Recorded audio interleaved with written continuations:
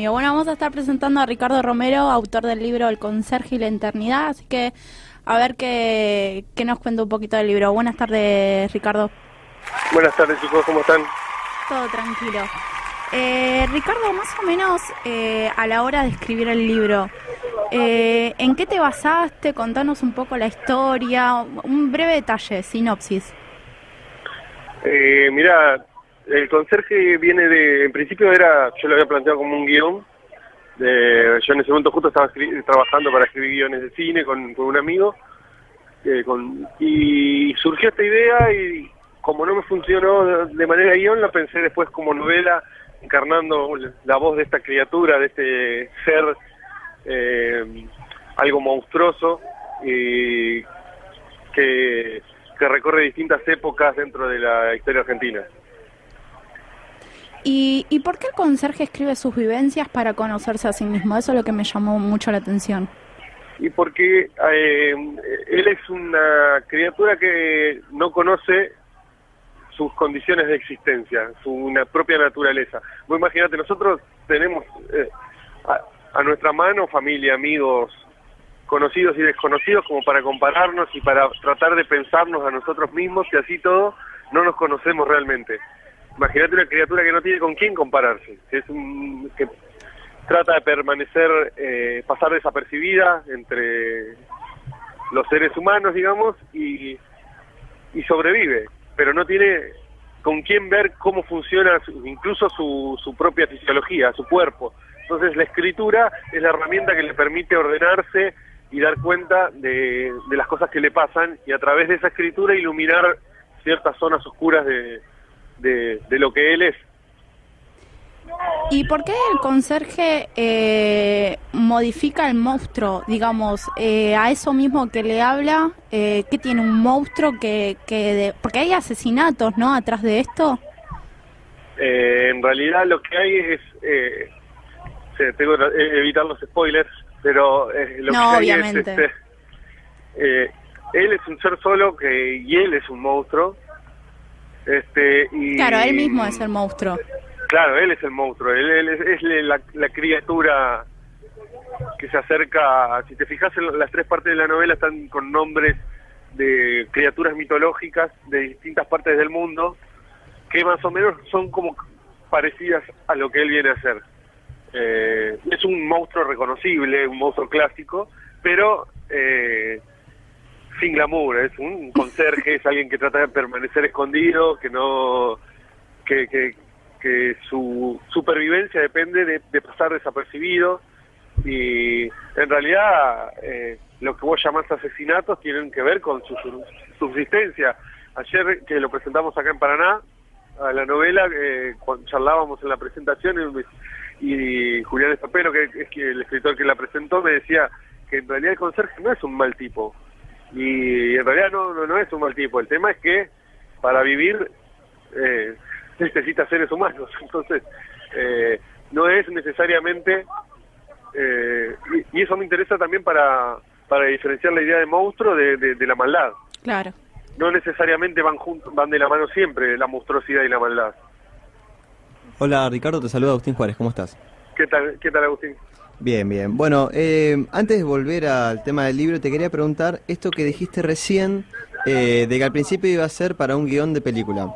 Sí. ¿Qué diferencia se le puede encontrar a un guión y a este tipo de novelas? ¿O por qué decidiste cambiarlo ahí en el momento? No, son dos escrituras totalmente diferentes. Sí.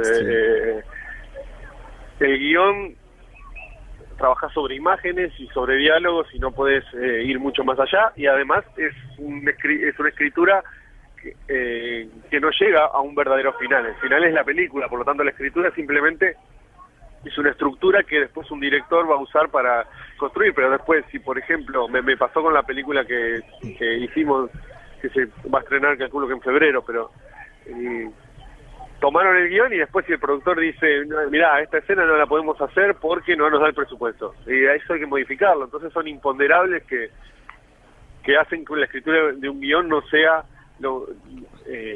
un paso definitivo. Es simplemente una estructura que uno le brinda a otras personas para que después trabajen sobre eso. Claro. La escritura de la novela es algo mucho más intenso, individual, y en donde uno hace lo que quiere y por eso me pareció que, además, la novela me permite ir hacia la primera persona y a la interioridad del personaje, que era lo que más me atraía. Claro, Ricardo, y por ejemplo, ¿siempre te sentiste hábil en abarcar historias que impacten en el pensamiento de los lectores? Por ejemplo, en el caso del monstruo y el conserje. No sé si sentir una habilidad, o sea, yo soy un lector entusiasta y entonces con esto quiero decir que soy un lector de esos que se convencen fácil, que se enganchan con bastante facilidad, y no sé si eso después replica en la escritura. Yo lo único que sé es que hay recorridos que siempre me interesaron y con los que vengo trabajando hace mucho, y por supuesto uno va adquiriendo cierto conocimiento de esos mundos que quiere recorrer, pero al mismo tiempo va tratando de desafiarlos y plantear otro tipo de límites y otro tipo de problemáticas. Respecto a este tipo de género que venís redactando, ¿vos te ves como ampliando tus fronteras, empezar a buscar nuevas escrituras, o crees que en este tipo de géneros estás cómodo? Yo no estoy trabajando con los géneros como un punto de llegada, para mí son un punto de partida. Ajá. O sea, no creo que un género me clausure, sino que es un punto de partida, una apertura hacia las posibilidades que me puede brindar, tanto puede ser el policial, la ciencia ficción o el terror, o cualquier género que está más clasificado como algo más popular. Para mí son herramientas para ir más allá, ir a investigar otras cosas y, en definitiva, escribir una novela. No es yo escribo novelas de este tipo solamente o me interesa este tipo de historia solamente, no. Claro, sería algo como, por ejemplo, el género como punto de partida y de allí un mundo que te puedas encontrar. O sea, puede surgir cualquier cosa a través de la imaginación. Exactamente. La idea es que la escritura siga siendo, como decía Bolaño, un salto a lo desconocido. Siempre me gustó esa frase. Y, por ejemplo, volviendo un poquito más al libro El conserje y la eternidad, ¿a qué nos referimos, a qué te referís vos a la eternidad dentro del libro?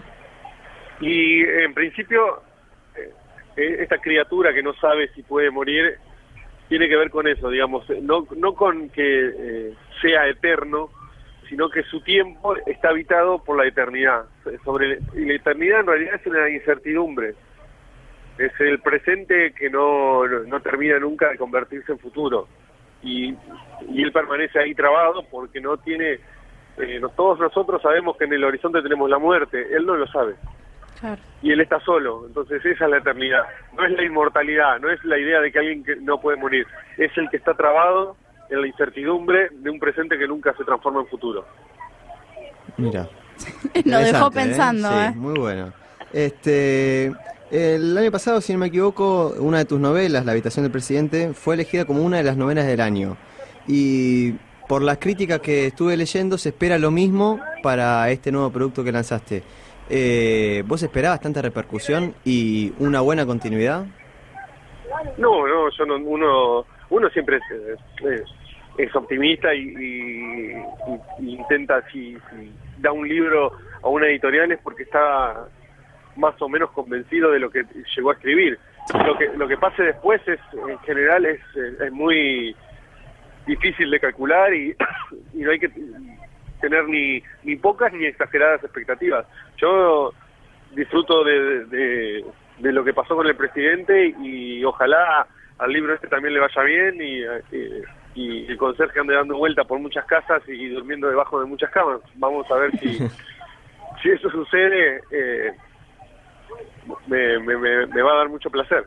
Claro, Ricardo, y vamos un poquito más a lo personal. Sos una de las nuevas incorporaciones de Penguin Random House, que es uno de los grupos editoriales más grandes a nivel mundial. ¿Alguna vez te imaginaste llegar a este nivel? Uno siempre, más que pensar en grandes sellos, como lector, volviendo al tiempo de que uno es lector, sí. Uno entraba en la librería y siempre vio los libros de Alfaguara, de Anagrama, de Tusquets, son editoriales. Sí. Claro, que son, pero Suma es más nuevo. Yo me refiero a desde que yo leo, claro. Entrar a una librería y reconocer sellos, por ejemplo, ¿sabés cuál es un libro de Alfaguara? De mirarlo de lejos. Anagrama y Tusquets pasa algo similar. Claro, sí. Me pasa lo y mismo. muchos de los autores que uno admira fueron publicando sus obras en estos sellos. Entonces, lo que me resulta más reconfortante es eso. Claro, es que la admiración va por ese lado. de pronto estás en el mismo sello que está Bolaño, por ejemplo. Que justo ahora Alfaguara edita 2666, que es una de mis novelas favoritas, la editó hace 7 o 8 meses. Entonces, eso es muy reconfortante. Desde un lado cholulo, ¿no? Que todos los tenemos, pero... No, pero está perfecto. Una consulta respecto, vos estuviste presentando tu libro en la Feria del Libro de Paraná. Sí. Para aquellos que no conocemos la Feria del Libro allá, ¿qué diferencia le podemos encontrar con la de acá? No, y bueno, como pensar, al lado de la Feria de Buenos Aires es muy difícil comparar cualquier feria del interior del país. Son mucho más chicas y intentan ir por otros carriles, no hay tantos espectáculos, ¿no? La feria del libro de Buenos Aires es monstruosa en la cantidad de editoriales, la cantidad de cosas que pasan al mismo tiempo, son realidades muy distintas, pero al mismo tiempo son muy valiosos porque generan otro tipo de sinergia en las regiones, en las provincias. Uno se pone en contacto con lectores, con otros escritores. Son muy necesarias. Es como la Feria de Editores Independientes que de Buenos Aires, que se hizo en junio de este año, en Chacarita, no sé si fueron, que se reunieron más de 140 sellos editoriales, y ahí fue muchísima gente, había cola de 3 cuadras para entrar. Ese tipo de experiencias, cuando el lector participa y el lector se vuelve activo, eso me estimula mucho, y creo que a cualquier escritor lo estimularía mucho. Bueno, Ricardo, muchísimas gracias por esta entrevista que nos brindaste. La verdad, un libro muy recomendable. Ya te digo que me lo voy a comprar para leer. Y bueno, todos los éxitos que puedas tener. Muchas gracias, chicos, y éxitos para ustedes también. Muchísimas gracias. Muchas gracias. Bueno, así pasó Ricardo Romero, autor del libro El Conserje y la Eternidad, por Radio Sónica.